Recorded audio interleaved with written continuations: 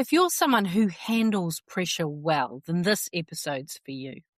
I'm not talking about the kind of stress that looks chaotic or overwhelming, but the kind that sharpens you, the kind that helps you stay on top of things, to make good decisions and carry a lot of responsibility without anyone ever worrying about you.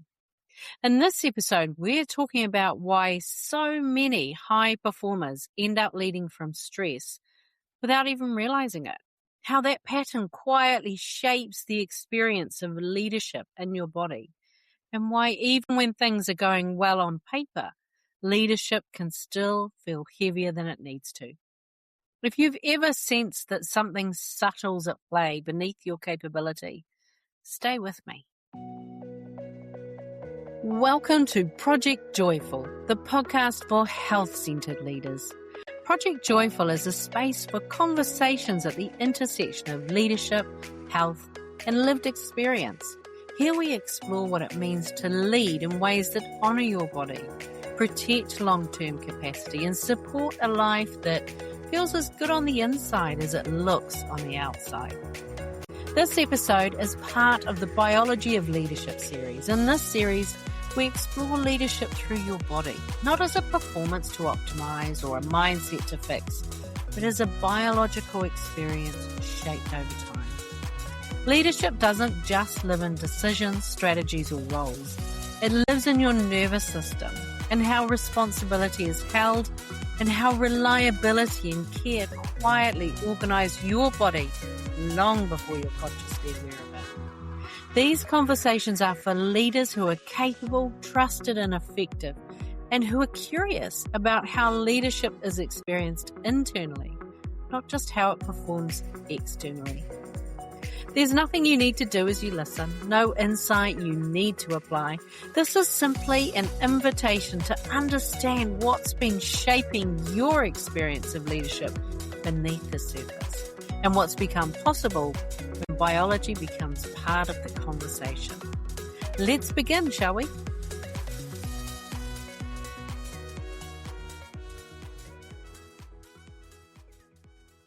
High performers don't live in denial about stress. They know it's there, and they've learned how to handle it, how to keep delivering results, and how to make it part of their leadership identity. But what most people don't realize is that workplace stress isn't just something you manage. It's something that quietly shapes how you lead from the inside out before you ever make a decision or walk into a room. Now, according to the US Occupational Safety and Health Administration, around 83% of American workers report experiencing work-related stress, with many of them saying that their job is a significant source of that pressure. And even in New Zealand, National Workplace Wellbeing data shows that around 1 in 5 workers report feeling stressed at work often or always. So this isn't stress going unnoticed. This is stress being normalized. And here's how that normalization actually shows up. Not in big dramatic moments, but in very small, very professional ones. It's the way your body subtly braces before a meeting, even when you're prepared. The shallow breath you don't notice until you finally exhale once it's over. The way your jaw tightens when someone asks a question you weren't expecting. Not because you don't know the answer, but because your system reads uncertainty as something to manage. It's scanning the room as you speak, tracking reactions, calibrating yourself in real time. It's the quiet relief when you're the one in control of the agenda, and that low-level irritation when things feel inefficient or sloppy. And that's according to your definition, right? So none of this feels like stress in the traditional sense. It feels like focus. It feels like responsibility. It feels like being good at what you do. And in terms of behavior, well, this is where the nuance really matters. Clear talking points are often just good leadership, but knowing the outcomes you're driving towards, framing your message with intention, preparing so others can move forward with clarity, well, that's not the issue. The shift happens when preparation quietly turns into scripting. When you write out exactly what you're going to say, word for word, even though you know the material inside out. When spontaneity starts to feel risky, not strategic. When precision becomes less about impact and more about preventing something from going wrong. And then it follows you home. It shows up when you finally lie down at night and notice that your jaw's aching, not from the day itself, but from how long you've been holding it. The clenched teeth as you're trying to fall asleep. The mind that stays alert even when the body is horizontal. You're not thinking about work in any obvious way, but the load hasn't been set down.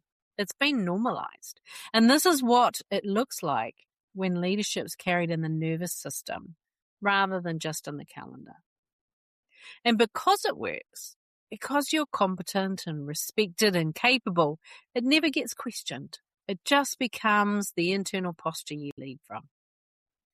And if, as you're listening to me, you're thinking, this sounds a bit like me, here's what I want you to know. None of this means that there's something wrong with you. It doesn't mean you're anxious or overthinking or doing leadership badly. What it means is that your nervous system learned a very effective way to keep you safe, respected, and successful. And once you see that, then this whole conversation is going to shift.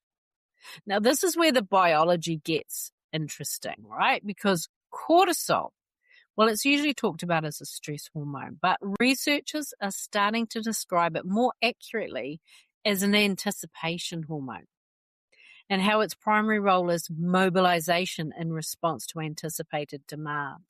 It helps allocate energy, sharpen attention, and prepare your body for what it predicts will be required of you. It's quite a different thought process around cortisol, right? So cortisol is not inherently bad.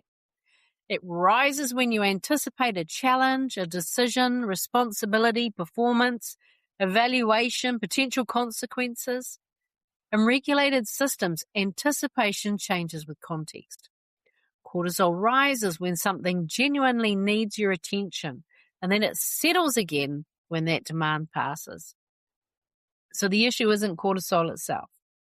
The issue is what your nervous system expects and how often it expects it.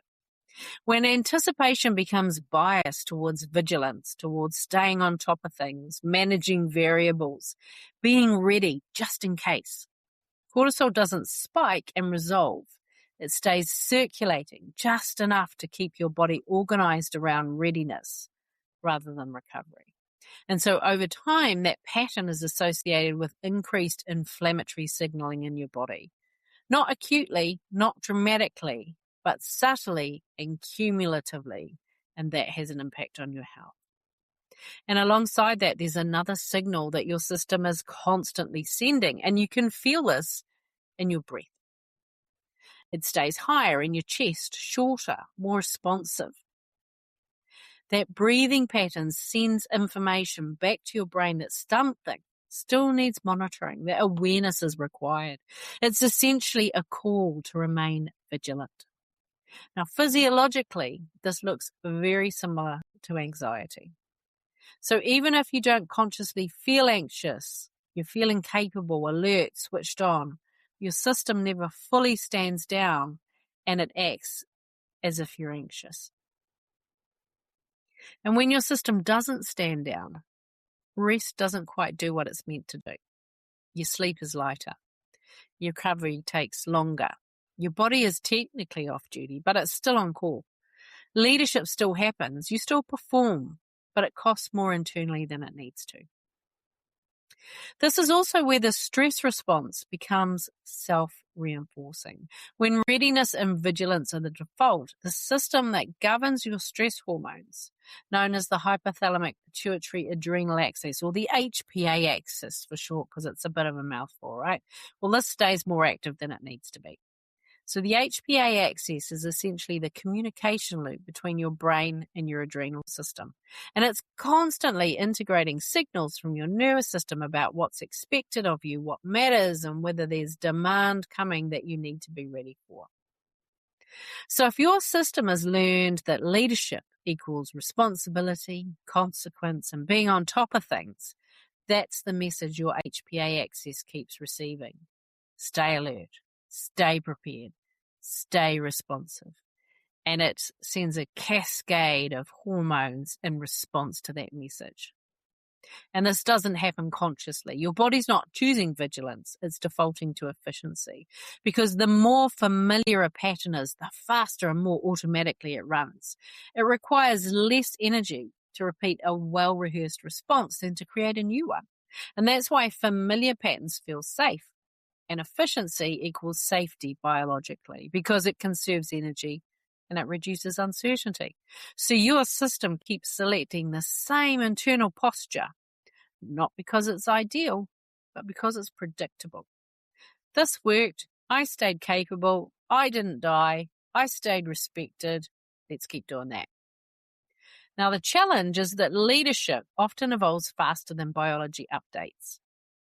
And unless your body has shown something different, not told, but experienced, it keeps leading from the last version of safety that it remembers. And that could be a version that's built around vigilance, preparedness, holding it together. And this is why simply telling yourself to slow down, well, it doesn't land. It's why ease can feel unfamiliar, why presence can feel slightly exposed. Your body isn't resisting rest. It's checking for risk. It's asking whether letting go of vigilance might mean missing something important, losing momentum, or dropping the ball. And this is the quiet ceiling that many high performers eventually meet. Not because your body can't handle leadership, but because it's been carrying leadership through a survival-based strategy. And it was never designed for longevity, depth, or sustained influence. And here is what my clients tend to be most surprised by. You see, leadership doesn't lose its edge when your body no longer has to stay vigilant to feel safe. It actually sharpens. When safety is created internally rather than managed through effort, your system frees up capacity. Attention becomes cleaner. Decisions land faster. You're no longer scanning for what might go wrong, so you can actually sense what's needed. And this is when leadership starts to feel different in your body. You're still prepared, but you're not braced. You're still decisive, but you're not holding yourself tight. Presence replaces monitoring. Authority comes from steadiness rather than tension. And the people around you, well, they feel it. Not because you're doing something differently on the surface, but because your nervous system is no longer asking the room to confirm your safety. That's important, right? Your nervous system is no longer asking the room to confirm your safety.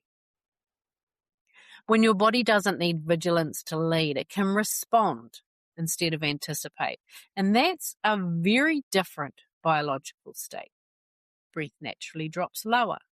Muscles soften without collapsing. Cortisol rhythms begin to change because anticipation is no longer biased towards constant readiness. You still get access to that surge of clarity and energy when something matters, but you don't need to live in stress to reach it. The surge becomes available on demand rather than running in the background all day. And it means you feel it more as well because you're not habitualized to it. Now, this is also where rest starts to work. Not because you're forcing yourself to relax, but because your system finally trusts that it doesn't need to stay on call. Sleep deepens. Recovery feels genuinely restorative, not just enough to get you through the next day. And leadership stops costing you so much internally as a result. So nothing about this requires you to be less ambitious, less capable, or less committed.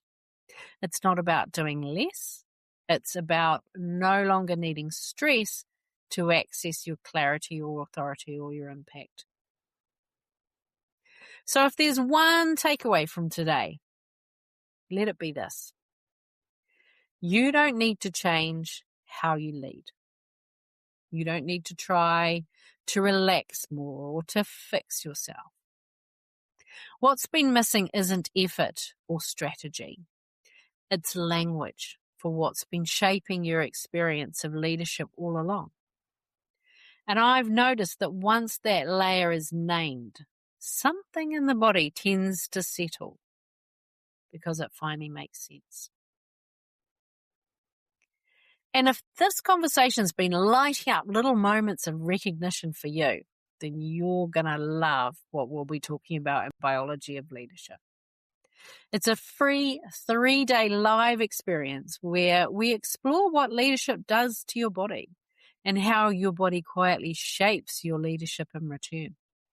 We'll look at leadership as a physiological environment, the hidden cost of sustained responsibility, and what actually supports capacity and presence over time. And there's nothing you need to do to prepare for it, nothing you need to become. You just get to show up, be there, listen, and notice what clicks for you. So if you're curious, if there's a little nudge while you're listening to my description of Biology of Leadership, you can save your seat at tracytutty.co.nz/leadership biology. And I would genuinely love to have you there with me. Sending you lots of love. Bye for now. Hey, thanks for listening to today's podcast. Can I ask you a favour? If our conversation spoke to you today, could you please take a moment to leave a 5-star review? Your review will help people discover this podcast, and together we can create a world where there's even more love and more laughter. And if you want to hear more from the Project Joyful podcast, just click the subscribe button. Bye for now.